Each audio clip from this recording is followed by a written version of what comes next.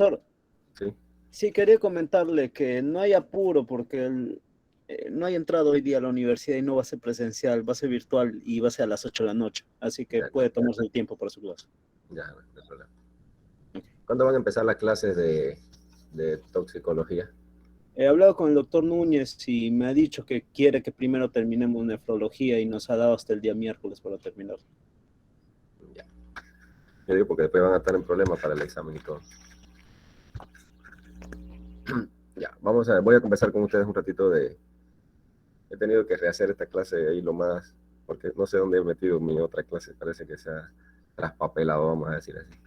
Entonces he preparado una clase rapidita, más bien para conversar con ustedes acerca de un tema que yo creo que lo más importante es que ustedes logren interpretar eh, los aspectos relacionados con el potasio que con bastante frecuencia se encuentran en la práctica clínica, no solamente en los servicios de urgencia y de emergencia, sino que también constituyen eh, con frecuencia motivos de consulta, aunque no así totalmente florido en su cuadro clínico. Eh,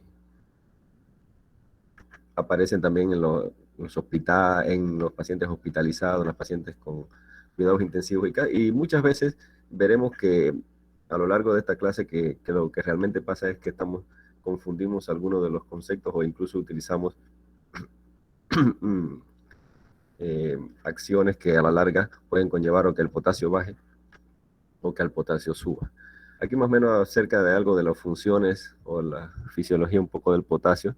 No tengo ninguna intención de profundizar en ello. Ya yo sé que hemos conversado una vez, se ha conversado una vez de todo lo relacionado con el metabolismo del potasio y de todo a nivel fisiológico. Como ustedes saben, el potasio, bueno, es un elemento químico cuyo nombre proviene del latín calium, por eso van a oír con bastante frecuencia los trastornos del potasio mediados por calemia o ya sea hiper o hipo. Eh, a la hora de buscar un poco los conceptos y los artículos que podemos revisar en la literatura, pues estos un poco nos van a tener, vamos a tener que utilizar los dos conceptos, ¿no? Del árabe también, alcalaya, que significa ceniza de las plantas. Es un catión que está considerado el catión más abundante en el cuerpo humano, en todo el organismo, luego del calcio. Casi todo eh, el potasio se encuentra en el compartimento, en el líquido intracelular. Allí ocurre o podemos determinar o podemos localizar el 98% del mismo, lo cual representa aproximadamente 40 veces las concentraciones que encontramos en el líquido extracelular. Y esto es importante porque a veces nosotros lo que estamos manejando o lo que estamos viendo en la práctica clínica con las manifestaciones específicas de la hipo o la hiperpotasemia eh, la vamos a juntar o la vamos a asociar con la dosificación que hacemos en sangre, es decir, fuera de la célula, donde sabemos que solamente el 2% ocupa a ese nivel. Dentro de manera general, a pesar de que en otra diapositiva voy a hablarle de otras funciones, sus principales funciones están la de regular algunos procesos enzimáticos celulares y que se relacionan con todo la excitabilidad neuromuscular.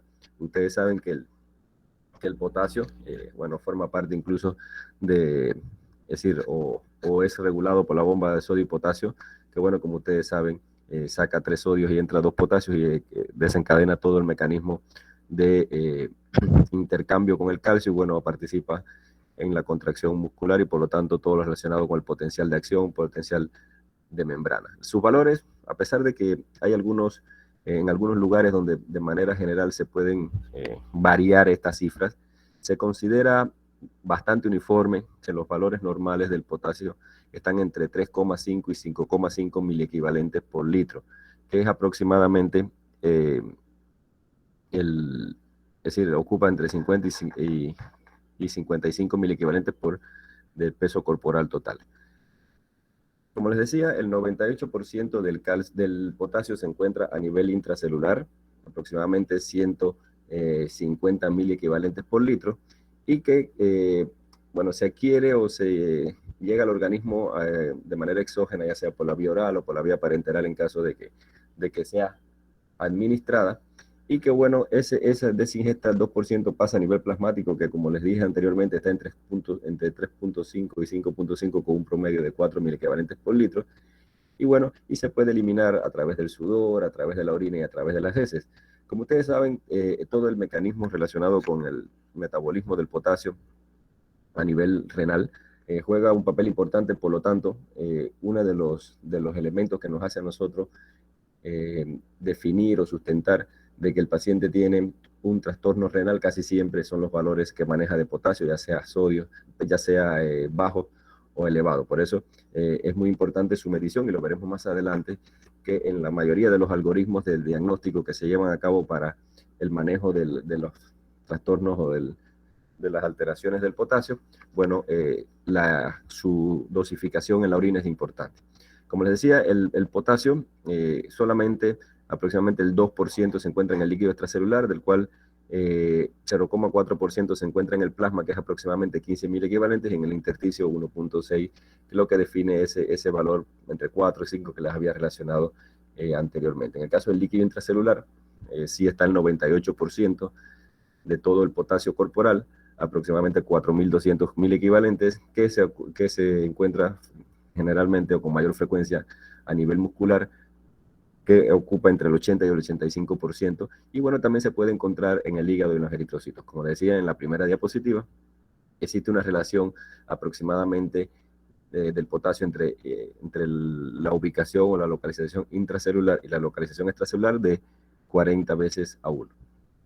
Como les decía, que las principales funciones, la regulación de algunos procesos celulares, como síntesis de proteína, de glucógeno, regulan el volumen, el volumen celular y el pH intracelular, así como algunas acciones o algunas enfermedades perdón, algunas ejes o funciones a nivel enzimática.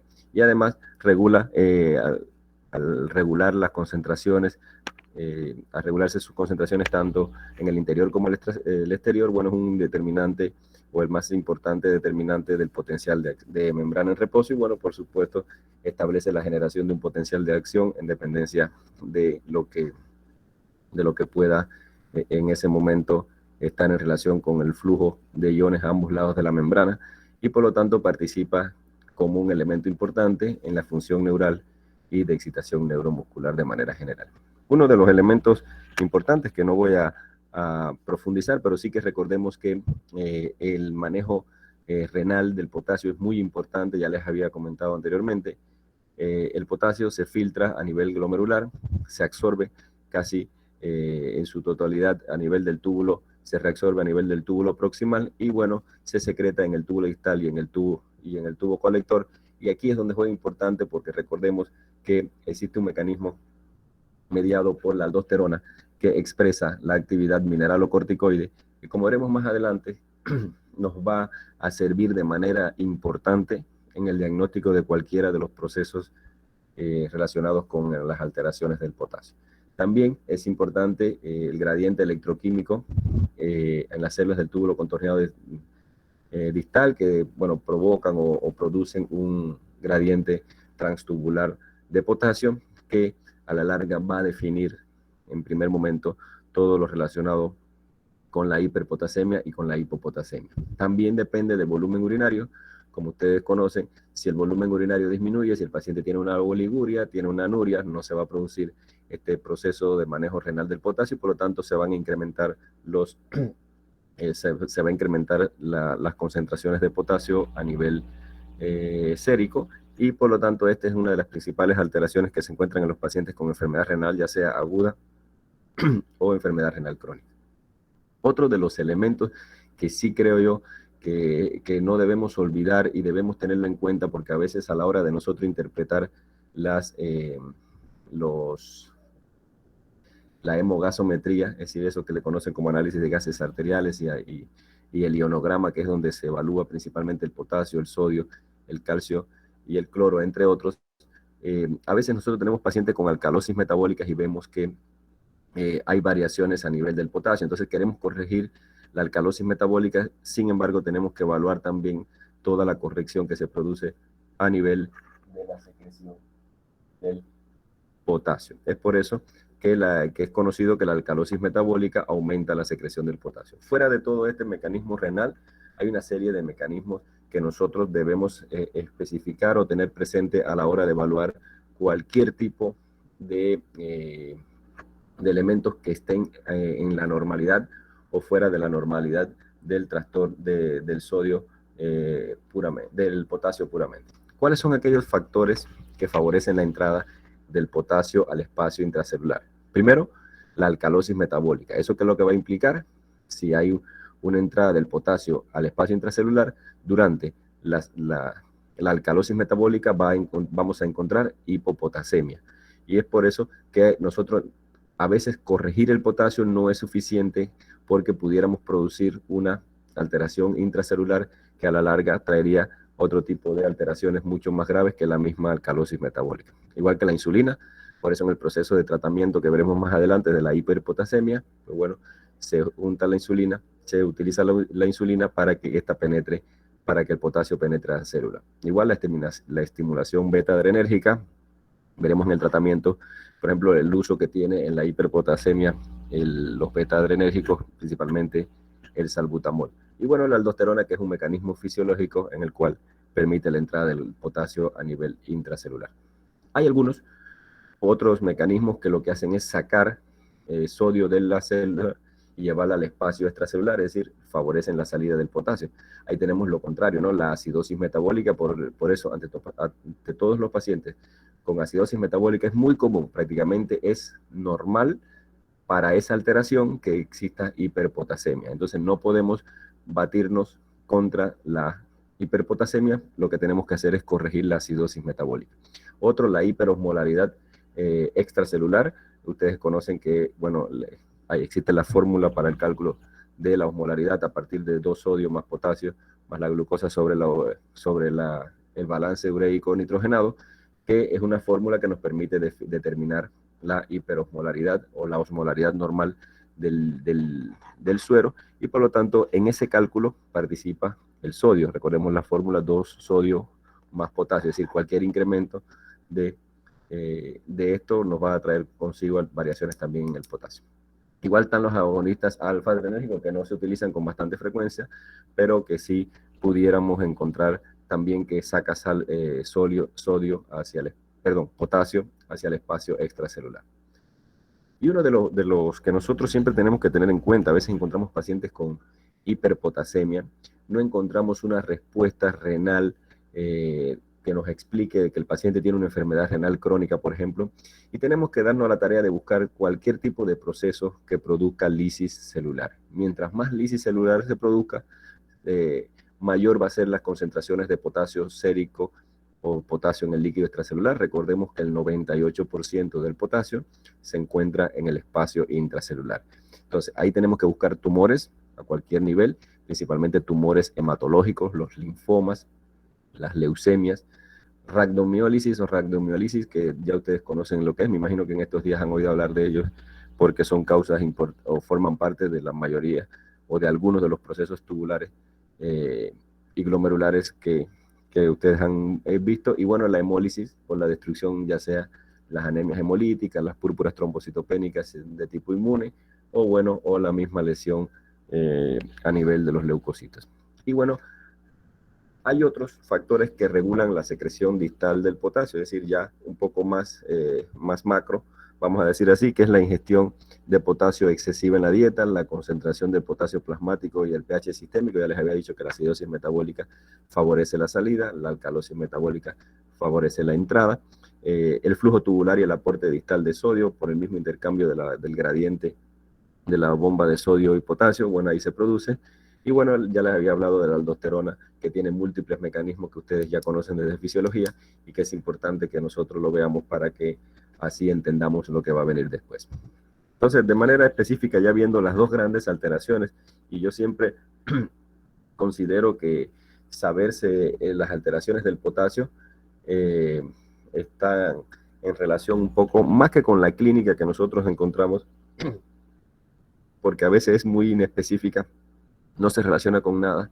Y aquí sí juega un papel importante quizás la hemogasometría o el ionograma puramente, que nos va a dar los valores del sodio, del potasio a nivel sérico. Es por eso que la hiperpotasemia está definida como la concentración sérica de potasio por encima del límite superior, que habíamos hablado que está por encima de 5,5 mil equivalentes por litro. Ante todo paciente que nosotros tengamos que viene con una hiperpotasemia y hemos determinado por el análisis de iones o el ionograma de que se encuentra por encima de los valores normales, nosotros tenemos que buscar una causa. Ya habíamos visto que hay una serie de factores que participan o que favorecen tanto la entrada como la salida o como la regulación propia del potasio a nivel sistémico. Es por eso que lo primero que nosotros tenemos que definir si el paciente tiene realmente una hiperpotasemia o un incremento del potasio o si es un falso incremento del potasio, conocido también como pseudo hiperpotasemia. En este caso, ya les habíamos hablado de la hemólisis. Bueno, al producirse, muchas veces el incremento de esa destrucción celular hace confundir que lo que se está incrementando es el potasio, por eso hay que tener en cuenta las leucocitosis, como se encuentran principalmente en las leucemias mieloides, en las leucemias agudas, o la presencia de trombocitosis, que es mucho más frecuente en las leucemias crónicas. Y cualquiera de los dos es importante que nosotros lo tengamos presente a la hora de definir un diagnóstico. Igual, a veces el torniquete excesivo apretado que conlleva a ruptura o a lisis muscular, rhabdomiolisis, o bueno, la contractura muscular a nivel de una extremidad. Cualquiera de estos aspectos es importante que nosotros lo tengamos presente, porque a veces nos puede hacer cometer errores de diagnóstico y por supuesto instaurar tratamiento que a la larga no nos van a ser muy útiles, y lo que vamos a poner es en peligro la vida del paciente en caso de que llevemos a cabo algún tipo de tratamiento. Otro de las causas, o quizás cuando ustedes vayan a evaluar, y no sé si me imagino que en algún momento se lo haya dicho, cuando uno va a evaluar una alteración de la normalidad de algún ion o de alguna sustancia, creo que conversamos de eso cuando hablamos de anemia, generalmente está a nivel de la producción, del ingreso, a nivel del transporte, a nivel de la utilización y a nivel de la excreción. Allí casi siempre van a estar definidos las causas de estas enfermedades, por ejemplo, cuando cae la hemoglobina, cuando suben los leucocitos, cuando suben las plaquetas, cuando sube el potasio, cuando baja el potasio, cuando sube el sodio, cuando baja el sodio, calcio, etcétera. Así está casi siempre con trastornos en el ingreso, incluyendo en el ingreso no solamente la entrada, sino la absorción, el metabolismo, el transporte con toda la distribución, el metabolismo y la excreción. En este caso, el aporte excesivo de potasio, ya sea por la vía oral o por la vía intravenosa, casi nunca es causa así clara de hiperpotasemia, pero sí puede producirse o puede estar con mayor frecuencia en caso de que nosotros se asocien a una enfermedad, a una insuficiencia o una enfermedad renal cuya severidad sea máxima, que ya el paciente no logre filtrar adecuadamente. Otra de las causas, que ya le decía, es la disminución de la excreción renal, ya sea en la insuficiencia renal aguda o crónica, en la enfermedad de Addison, que es conocido que también que el paciente tiene trastornos del sodio y del potasio, en la hiperplasia adrenal congénita, en el hipoaldosteronismo hiporreninémico, que es con bastante frecuencia, y nosotros a veces no sabemos cómo manejarlo, y ya esto necesita. Nosotros hemos tenido un paciente no hace mucho que hemos diagnosticado, bueno, hace ya como un año quizás, que hemos diagnosticado con el doctor Navarro, un paciente que estaba viniendo con bastante frecuencia con trastornos del potasio, y bueno, le hemos diagnosticado acá, pero ha ido a Lima y ha tenido una acidosis tubular renal tipo 4. Hay algunos fármacos que interfieren con la liberación o la secreción de aldosterona, como los IECA.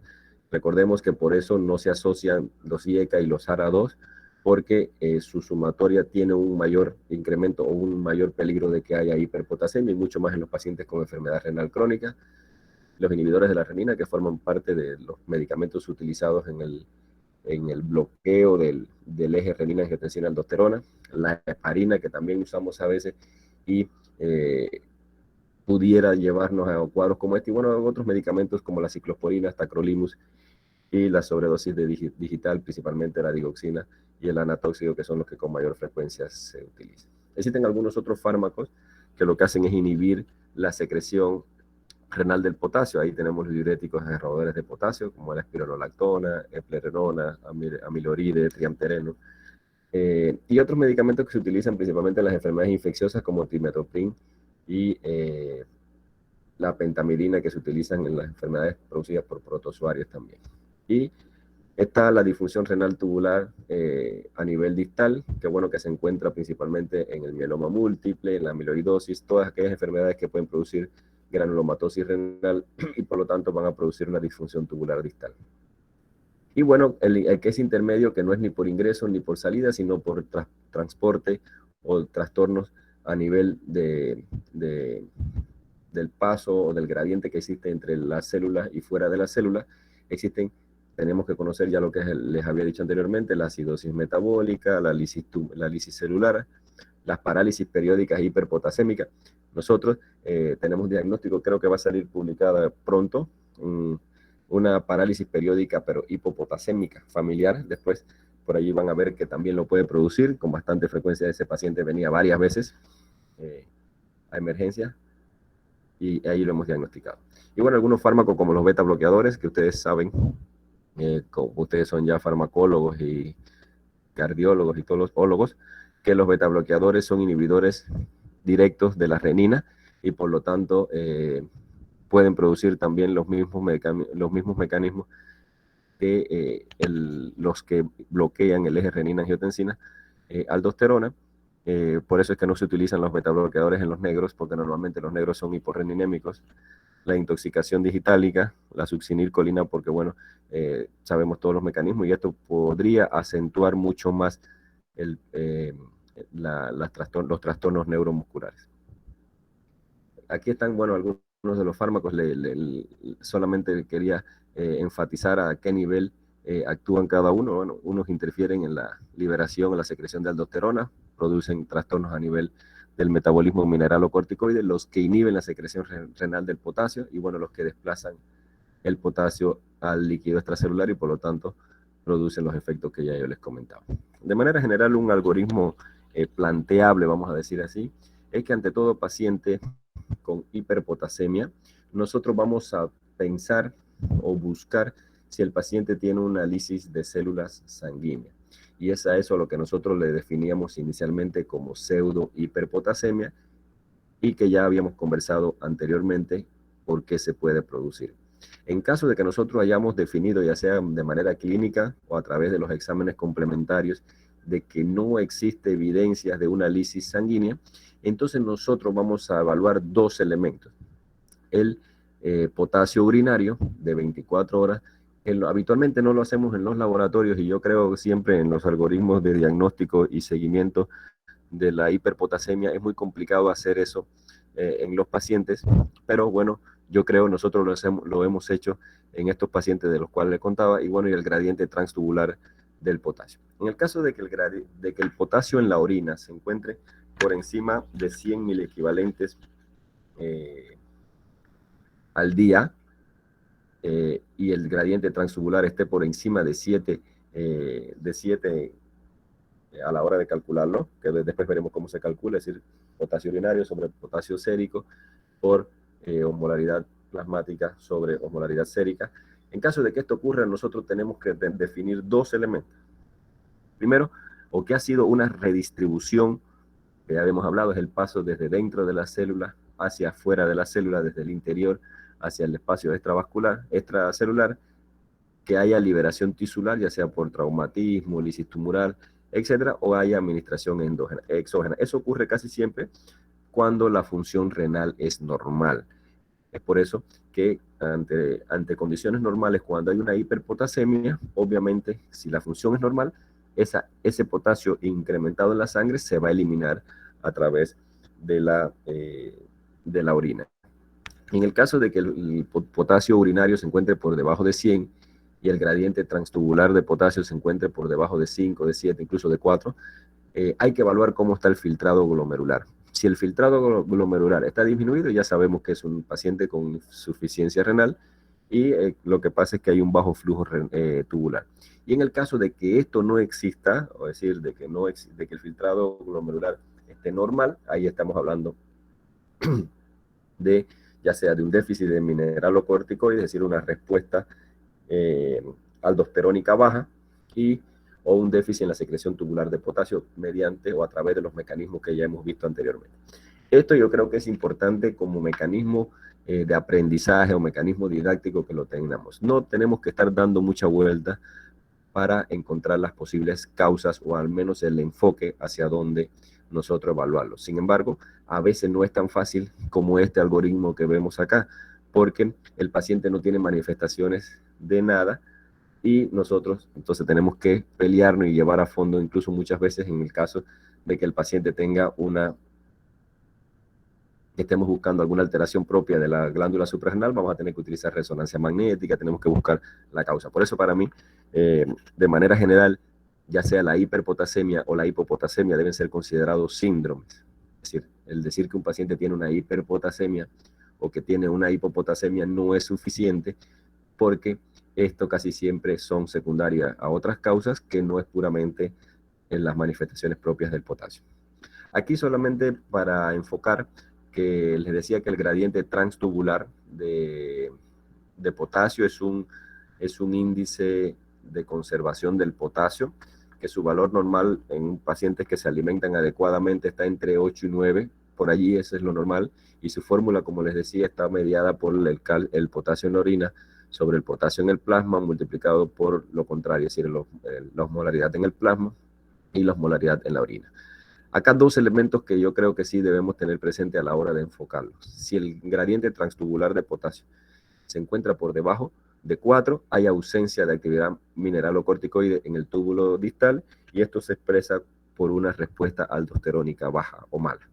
En el caso de que el gradiente transtubular esté por encima de 7, nos está hablando que existe una presencia o una actividad adecuada de mineralocorticoides en el túbulo distal y por lo tanto hay una respuesta aldosterónica normal o adecuada para esa condición.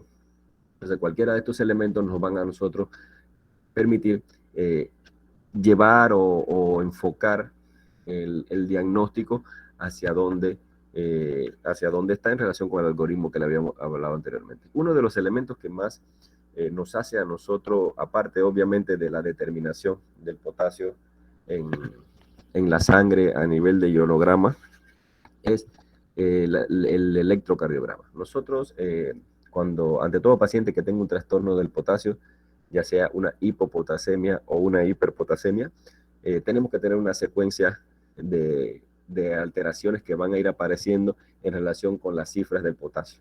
Es por eso que nosotros, por ejemplo, tenemos que si el paciente tiene un potasio entre 6 y 7, ya vamos a encontrar esas ondas T altas o ondas T picudas que podemos encontrar acá en esta imagen, acá arriba, y también lo podemos ver aquí abajo. Y en el caso ya de que esta asociación se mantenga de manera permanente o de manera mucho más constante, pues vamos a encontrar que hay un infradesnivel del punto J o del ST, que bueno, muchas veces uno en primer momento pudiera pensar que es una alteración subendocárdica o un trastorno a nivel cardiovascular de tipo isquémico. Pudiera pensarse, pero eso generalmente no va con la onda T picuda, lo cual te debe hacer a ti pensar. Ya cuando el potasio sube más por encima de 7, ya aquí se producen alteraciones de la conducción intraventricular y podemos ver estas alteraciones, por ejemplo, como el QRS ensanchado, la mueca que parece a veces el llamado síndrome de Wolff-Parkinson-White. Y aquí podemos ver, incluso como vemos acá, a la hora de calcular, tiene tantos cuadritos pequeños acá, que ya habla de no solamente una alteración simple de la conducción intraventricular, sino que puede haber bloqueos intraventriculares. Y también el PR se alarga, que va a dar lugar incluso a bloqueos auriculoventriculares de diferentes grados en dependencia de la alteración que tenga. Igual, podemos ya cuando se ha incrementado mucho más el potasio, podemos encontrar que la onda T prácticamente se monta o se fusiona con el complejo QRS y dan solamente una alteración como si fuera una sola imagen dentro de ellos. Y bueno, y el QT que ustedes conocen que es desde el inicio de la onda Q hasta la onda T, está acortado. Igual les había dicho que puede haber bloqueos auriculoventriculares, disociación auriculoventricular, cuando este bloqueo auriculoventricular es de tercer grado.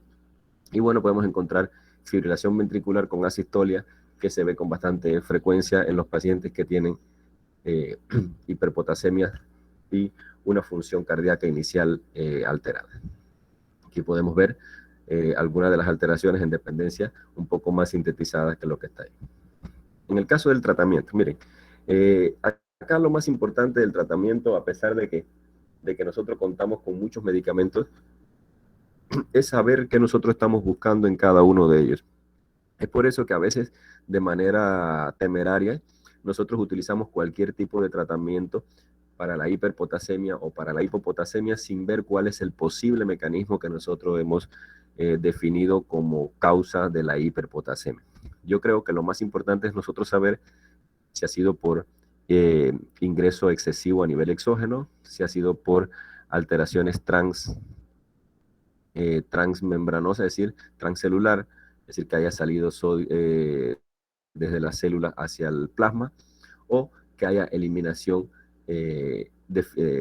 poca eliminación del potasio, ya sea por una enfermedad renal o por cualquier otro tipo de alteración. Es por eso que hay 3 grandes objetivos que nosotros tenemos que cumplir a la hora de tratar a un paciente con hiperpotasemia. Primero, hay que estabilizar la membrana.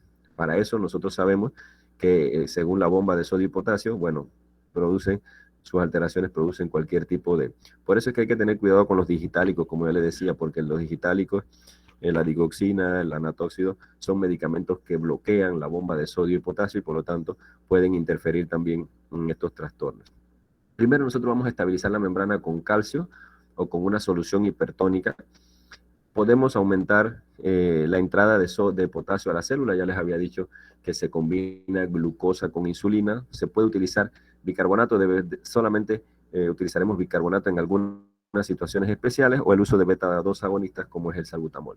Y bueno, en el caso de los pacientes que tengan una función renal adecuada, vamos a decir así, vamos a utilizar diuréticos, vamos a utilizar resinas de intercambio iónico y en caso de que no logremos que el paciente logre eliminar a través de la orina, pues vamos a utilizar la hemodiálisis. Acá los principales agentes está el gluconato de calcio al 10%, es el que nosotros con mayor frecuencia utilizamos de 10 a 30 mililitros al 10% en 2 o 5 minutos y de ahí podemos incluso preparar de manera repetida en relación con la estabilidad que tenga el paciente y ellos lo que hacen es mejorar o vamos a decir así, participar en la en la cardioprotección. Los betagonistas, el que más se usa es el salbutamol, se utiliza cuando es en ampolla, 0,5 miligramos en 100 mililitros de destroza al 5% y se pasa aproximadamente en 15 minutos y de ahí se va regulando si es necesario prolongarlo o si es necesario detenerlo. Podemos utilizarlo también en nebulización, yo creo que es lo más fácil que tenemos en nuestro medio. Se utilizan de 2 a 4 mililitros en nebulización y ahí se puede ir repitiendo en dependencia de lo que nosotros necesitemos o de los objetivos que vayamos logrando. En el caso de el aumento o buscando un poco el aumento también de la entrada de sodio, de potasio desde el exterior hacia la célula, pues utilizamos la insulina con glucosa. Hay varias fórmulas, por ejemplo, en el caso de utilizar insulina 10 unidades en 500 mililitros de destroza al 10%, por ejemplo, yo uso así, o puedes utilizar 50 mililitros en glucosa al 50%. Esto generalmente lo vas a ir utilizando de manera reiterada, casi siempre el efecto aparece a los 15 minutos y bueno, se puede mantener entre 6 y 8 horas.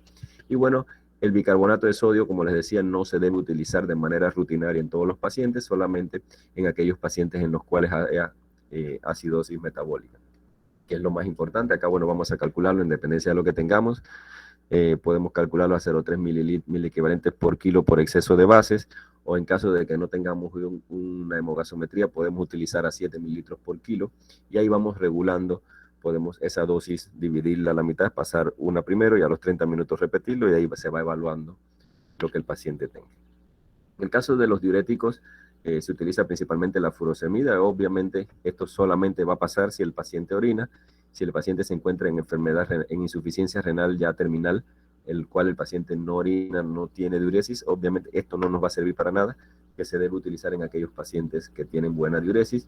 Y bueno, en el caso de que así no se logre, que haya refractariedad, pues bueno, se utiliza la diálisis peritoneal o la hemodiálisis, que es lo que con mayor frecuencia utilizamos en nuestros servicios de urgencia o entre los pacientes con daño agudo. Más o menos esta es la misma idea con otras, eh, con otras variantes. Aquí, por ejemplo, utilizamos las resinas de intercambio iónico.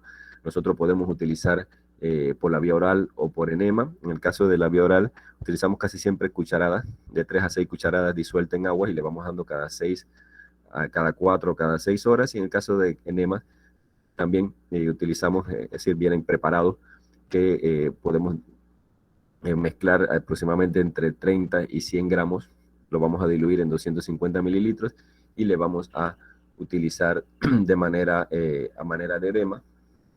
Y bueno, así también puede ser. Esto quizás es un poco más complicado porque a veces estos pacientes vienen encefalopáticos, vienen con trastornos del sensorio y no es posible ninguna de las dos variantes. Pero bueno, cuando esto es posible, podemos utilizarlo y siempre no va a ser útil. Acá de manera general, entonces, ante todo paciente que tenga una hiperpotasemia leve, lo que tenemos es que restringir la dosis diaria en la dieta de potasio y utilizar resinas de intercambio iónico, ya sea por la vía oral o por la vía rectal. En el caso ya que el paciente tenga una hiperpotasemia ya un poco mayor, un poco más grave, vamos a utilizar el gluconato de calcio si el paciente tiene un electrocardiograma normal. Y en el caso anormal, perdón, en el caso de que tenga alteraciones electrocardiográficas, bueno, vamos a utilizar los otros medicamentos. Como les decía, siempre en caso de que el paciente tenga refractariedad al tratamiento, pues vamos a utilizar los métodos dialíticos. En el caso de la hipopotasemia, bueno, es lo contrario de la hiperpotasemia, es aquel proceso en el cual se define una concentración plasmática de potasio por debajo de 3.5 miliequivalentes. Sí es frecuente, es mucho más frecuente que la hiperpotasemia, por suerte vamos a decir. Aparece en más del 20% de los pacientes hospitalizados, entre el 10 y el 40% de los que se tratan con diuréticos tiacídicos. Hay que tener cuidado, a veces nosotros en nuestro medio, los que sabemos mucho de hipertensión o que nos creemos que sabemos de hipertensión, a todos los pacientes le indicamos hidroclorotiazida, clortalidona, y estos pueden conllevar a una hiperpotasemia, a una hiperglucemia, a una hipertrigliceridemia y a una hiperuricemia, que pueden ser más peligrosos a la larga que la misma enfermedad hipertensiva. En el caso de la hipopotasemia, en relación con la gravedad, podemos dividirlo en 3, leve, moderada y severa. Leve entre 3 y 3.5, que significa aproximadamente un déficit de 150 a 300 miliequivalentes. Moderadas entre 2.5 y 3, déficit aproximadamente de 300 a 500 miliequivalentes, y bueno, severa ya cuando está por debajo de 2.5. Casi siempre a la que le damos bastante valor es a la que tiene menos de 2.5, mientras, bueno, le damos seguimiento y casi siempre la regulación está basada en lo que tiene el paciente o la enfermedad de base que está dando lugar. Al igual, los mismos mecanismos por los cuales se puede producir cualquier trastorno del potasio, ya sea a través de la falta de ingesta, bajo contenido de sodio, de potasio en la dieta. Eso es muy raro, casi siempre con comer lo básico nos están aportando el potasio necesario, y por eso yo creo que es importante que nosotros no le demos valor a que no está comiendo. Ese de todos lo que está allí es lo mínimo. Otro, que haya captación celular de potasio, es decir, que se esté llevando bastante el potasio, como ocurre en la pseudohipopotasemia, como habíamos visto allá, es decir, que la leucocitosis, la trombocitosis pueden producir cualquiera de las dos variantes. Que haya una redistribución, es decir, que el potasio pase desde el líquido extracelular hacia el espacio intracelular, que es la alcalosis metabólica. Bueno, la estimulación beta-adrenérgica, la insulina. Ya les había comentado de este paciente de la parálisis periódica hipopotasémica, en este caso aparentemente familiar. Bueno, los leucemia, todo lo que hemos visto anteriormente, pérdidas extrarrenales de potasio, como ocurre en los casos de diarrea o el uso crónico de laxantes y algunas fístulas intestinales, no tanto los vómitos, que ustedes saben que no producen tanto pérdida de potasio, y a nivel cutánea, como les decía, también es una vía de eliminación que puede ser por sudoración profusa, como ocurre en las personas que naufragan, en las quemaduras extensas, y así sucesivamente cualquiera de los que a través de la vía cutánea se pierde. En el caso de las pérdidas renales, aquí hay que definir dos conceptos y yo creo que es importante.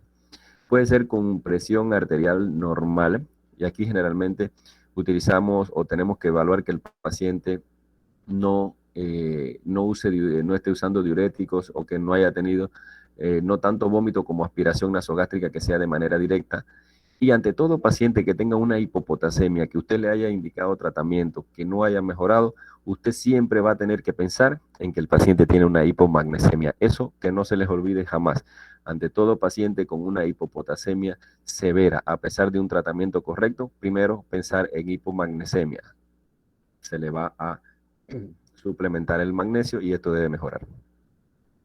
La presencia de la utilización de penicilina y algunos trastornos tubulares que veremos posteriormente, como es la acidosis tubular renal, el síndrome de Bartter, Gitelman y el uso de algunos medicamentos que actúan a nivel renal.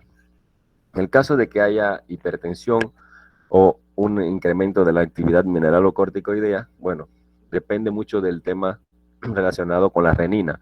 Si la renina es baja, vamos a hablar de que hay un hiperaldosteronismo primario, que es lo que se conoce, es decir, que es una de las causas frecuentes que nosotros vemos. Regaliz, que es un tabaco, que es tabaco de mascar. Y bueno, los otros medicamentos que ustedes conocen, que es decir, si son liberados o son análogos de los liberados de las hormonas suprarrenales. En el caso de que la renina esté elevada o esté normal, generalmente vemos la estenosis renal, como ocurre de la estenosis de la arteria renal, que es causa frecuente de hipertensión arterial secundaria, principalmente en pacientes jóvenes. Siempre pensar como causa de hipertensión secundaria. La hipertensión arterial maligna, que es aquella en la cual hay alteraciones en jóvenes, tanto a nivel hay retinopatía hipertensiva y hay daño renal agudo, el síndrome de Cushing, y podemos encontrar aquellos pacientes también que tienen hipertensión, pero no tienen actividad mineralocorticoidea, que aquí está el síndrome de Liddle, que veremos posteriormente. Y bueno, otros aspectos en el cual puede encontrar cetoacidosis diabética, cuando ya vean urgencias diabéticas, una importante es la cetoacidosis diabética. Y en el tratamiento de la cetoacidosis diabética siempre hay que reponer potasio. ¿Por qué? Porque el potasio se ha ido, es decir, como hay incremento también de la glucosa, este hace que muchas veces penetre a la célula. Y bueno, la poliuria posobstructiva que se ve generalmente en los pacientes urológicos. En cuanto a las manifestaciones clínicas, a nivel del sistema musculoesquelético podemos encontrar al paciente con cansancio, con debilidad muscular. Este paciente del cual les cuento vino con debilidad muscular, venía siempre con debilidad muscular, lo veían, le sacaron su gasometría, le encontraron potasio, le ponían potasio, se mejoraba, se iba a la casa, un químico farmacéutico, hasta que un día llegó, yo estaba en emergencias y bueno, mejoró, pero yo me quedé con la duda, lo miré, lo examiné y bueno, les cuento que le he citado al otro día para mi consulta, lo he visto y a la hora de buscarle la causa, una de las causas que es frecuente es las enfermedades del tiroides y el paciente tenía elementos de hipertiroidismo. Le hemos hecho las pruebas de función tiroidea, el paciente tiene un hipertiroidismo, por eso ha sido una parálisis hipopotasémica de tipo tirotoxicósica. En este momento el paciente ya está aproximadamente 3-4 años de tratamiento para el problema tiroideo y nunca más ha vuelto a tener hipopotasemia. Es un paciente que por ahí está por publicar, creo. Y bueno, ya algún día lo van a poder leer. Y ya les decía, la parálisis, rhabdomiolisis. En el aparato cardiovascular casi siempre son alteraciones electrocardiográficas que veremos posteriormente. A nivel digestivo podemos ir el paciente puede venir con estreñimiento y bueno, al evaluarlo podemos encontrar un hilio paralítico y bueno, puede asociarse a diabetes, como les decía, alteraciones del equilibrio ácido-base. Casi siempre el paciente empieza con una hipopotasemia asintomática cuando es leve, y de ahí van apareciendo manifestaciones a medida de que el potasio va disminuyendo, hasta que llega un momento que pueden aparecer arritmias cardíacas, parálisis muscular, y el paciente puede fallecer en paro cardíaco. ¿Cuál es el tratamiento? Miren, el tratamiento acá yo creo que es muy fácil, porque si lo que está bajo es el potasio, nosotros tenemos que reponerle potasio. Es como cuando si está bajo el hierro, tenemos que reponerle hierro. Si está bajo el calcio, tenemos que reponerle calcio. ¿Ya? Entonces, ¿cuáles son los principales aspectos a considerar? Primero, la gravedad que tenga la hipopotasemia, que necesita ciertas medidas de emergencia. Como ya les había dicho, hay pacientes que llegan con hipopotasemias más severas, y esto implica que el paciente necesita otro tipo de manejo. Hay otros que solamente necesitan reposición de potasio, quizás comer algo en la dieta. Evaluar las implicaciones terapéuticas que pueda tener el paciente en relación con la respuesta renal que tenga, y bueno, así se va a reponer. Hay muchas formas de reponerlo. Yo conozco muchas formas, quizás yo le estoy poniendo acá una para el paciente que ya está de manera crónica, que tiene una hipopotasemia crónica. Usted considera el potasio normal en 4, le resta el potasio real que tiene en ese momento, lo multiplica por 39, y eso te va a dar el potasio suplementario que tú tienes que brindar al paciente, aparte de las necesidades diarias que el paciente tiene. Entonces, lo más importante acá es corregir esa hipopotasemia sintomática y severa. Eso hay que hacerlo de manera rápida, porque el riesgo de muerte es alto en los pacientes con potasio bajo. No tengamos temor, repongamos potasio, nunca vamos a llegar o el mismo tiempo, la misma temporalidad nos va a permitir a nosotros ir evaluando la cantidad de potasio que se va incrementando a nivel celular. ¿Cómo vamos a hacer el tratamiento? 2 preguntas básicas. ¿Cuánto debo reponer y con qué lo debo reponer?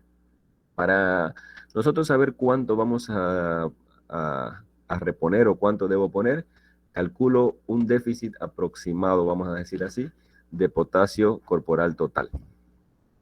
Entonces, si es leve la hipopotasemia, hay un porciento aproximado de un 5%, aproximadamente 300 miliequivalentes que se han perdido, y así como les había explicado anteriormente. Cuando el paciente ya está en emergencias, que necesitamos una reposición rápida, nosotros calculamos el déficit de potasio mediante la fórmula de restar el potasio normal, lo consideraremos 4, menos el potasio real. Eso lo vamos a multiplicar por 0.4 y lo vamos a multiplicar por el peso corporal en kilos. Eso nos va a dar el déficit de potasio que tiene el paciente, y así lo vamos a ir reponiendo ante algunas reglas que veremos posteriormente. ¿Qué debo poner? Bueno, normalmente los dos que nosotros tenemos en nuestro medio, los que más fácil son, es el gluconato de potasio, que viene en 15 mililitros, hay algunos que vienen en 20 mililitros, tiene 20 miliequivalentes de potasio. Eso ustedes lo van a mirar ahí en la presentación que tiene cuando vayan a utilizar en la ampolla. Y bueno, el cloruro de potasio, que viene de 10 mililitros, que generalmente es el que más usamos, que tiene 20 miliequivalentes de potasio, que representa 2 miliequivalentes por cada mililitro. Por lo tanto, ahí más o menos vamos a saber cuánto nosotros vamos a tener que pasar. Hay varias fórmulas. Por ejemplo, hay una en cual usted calcula o suma 100 mililitros de solución salina al 0,9% más 20 miliequivalentes por kilo, de potasio, y lo va a reponer en 2 horas. También podemos utilizar, si hacemos un preparado de 100 mililitros, poner 89 mililitros de solución salina, 1 mililitro de lidocaína, para que nos permita estabilizar la membrana a la hora de nosotros administrar el potasio, y 10 mililitros, que es la ampolla que contiene 10 miliequivalentes de cloruro de sodio. Yo creo que esa es la fórmula que con mayor frecuencia nosotros pasamos. Eso es solamente si queremos preparar 100 mililitros, pero si queremos preparar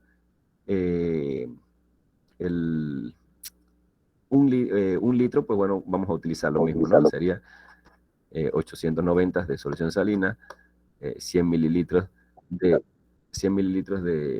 de la solución, más, bueno, el resto del lidocaína. ¿Cómo lo voy a poner? Yo creo que esto es importante. Nosotros tenemos que definir bien cómo voy a administrar el potasio. Hay algunas reglas de oro. Si es por la vía periférica, no podemos pasar más de 4 miliequivalentes por hora. Eso es importante, si no le vamos a producir una flebitis y podemos conllevar a daño a nivel vascular. Si es por la vía central, no más de 40 miliequivalentes por hora.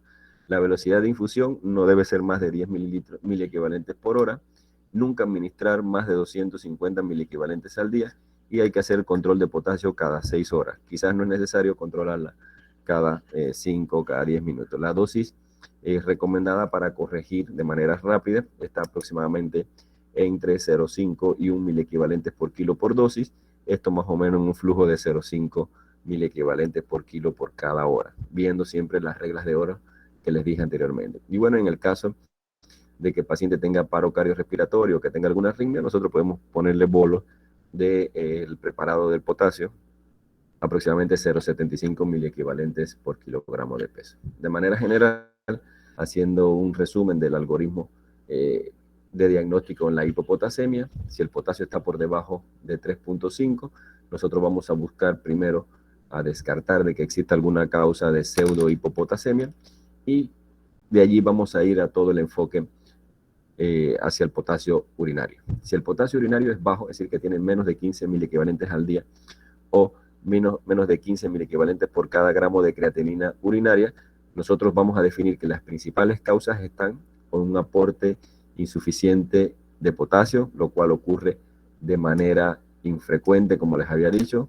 aquellos pacientes casi siempre con ayuno prolongado, pacientes que tengan pérdidas, ya sea por la vía gastrointestinal, por la vía cutánea, por la vía renal, y bueno, que haya ese trastorno, el desplazamiento del potasio desde el exterior de la célula hasta el interior. Y bueno, en el caso de que el potasio urinario sea elevado, lo contrario, más de 15 miliequivalentes por día, más de 15 miliequivalentes por gramo de creatinina, ahí tenemos que evaluar el gradiente transtubular. Como les había dicho, si el gradiente transtubular está por debajo de 4, hay una respuesta aldosterónica o por mineralocorticoides baja, inadecuada, y en el caso de que esté más de 7 sería una respuesta aldosterónica adecuada. En el caso de que esté el gradiente transtubular por debajo de 4, casi siempre es producido por trastornos urinarios, ya sea por el uso de diuréticos, por la ingesta de cloruro de sodio, que generalmente, vamos a decir, ala con él el potasio, y bueno, la utilización de diuréticos osmóticos como es el manitol o incremento de la urea o que exista glucosuria. Por eso en la cetoacidosis diabética hay hipopotasemia.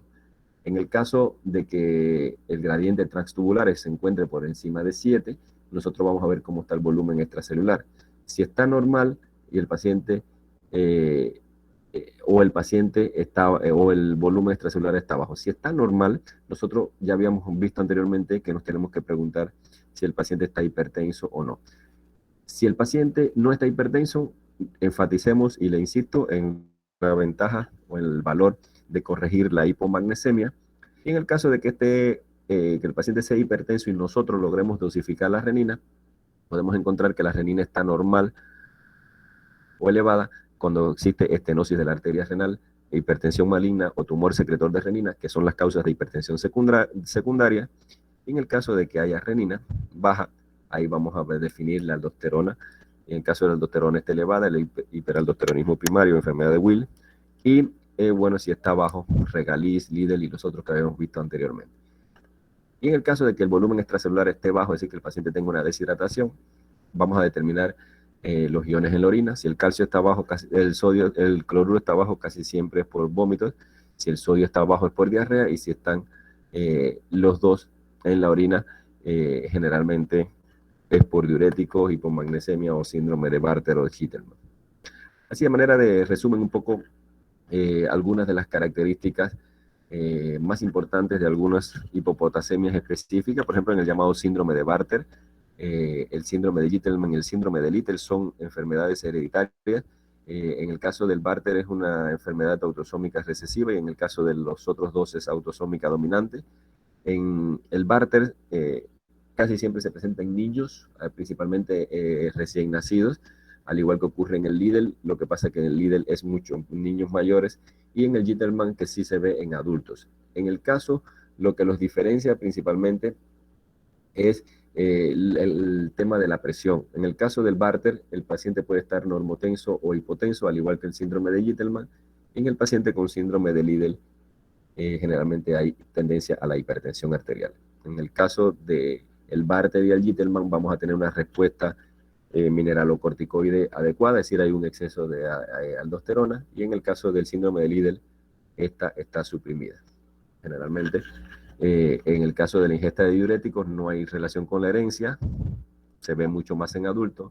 La presión casi siempre está normal o puede tener baja con una respuesta aldosterónica normal o elevada, y bueno, generalmente se asocia a diuréticos a nivel urinario, se determina el diurético en la orina, y bueno, en el caso de la ingestión de Regalis, que es un, como les había dicho, es un tabaco para mascar, no tiene ninguna relación con herencia, generalmente se ve en adultos o en niños, sí se asocia a hipertensión arterial. Ya cuando ustedes estudien de verdad hipertensión arterial, que vean causas de hipertensión arterial secundaria, ahí van a ver que esta ingesta de Regalis en aquellos lugares donde se utiliza con bastante frecuencia el tabaco para mascar, se puede encontrar. Y bueno, acá la respuesta aldosterónica es baja o es inadecuada para esta enfermedad. Esos son los principales aspectos que les traía para hoy. Dudas que puedan tener. Ya me aburrí. Dudas que quieran tener, que tengan, perdón.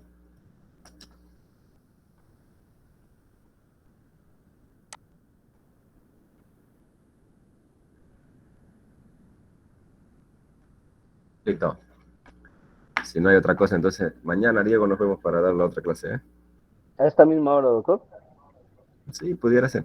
Nos ponemos de acuerdo Ya, pues, más tardecito a ver a qué hora puede ser. Para mí casi ya, siempre más bonito temprano.